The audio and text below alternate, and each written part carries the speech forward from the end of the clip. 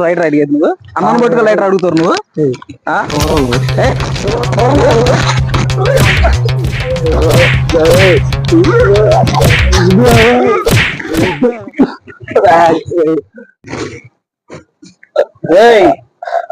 ఒక్కసారి మా సాయం చేయండి అయ్యా నొప్పి అయ్యా లేకపోతున్నా అబ్బా కాళ్ళు నిప్పుడుతుంది డొక్కలో నిప్పుడుతుంది కడుపులో నిప్పుడుతుంది అబ్బా యా సహాయం చేయండి ఎవరైనా నిప్పి దేహమందు గాయమైతే కుదుట పడును కదా.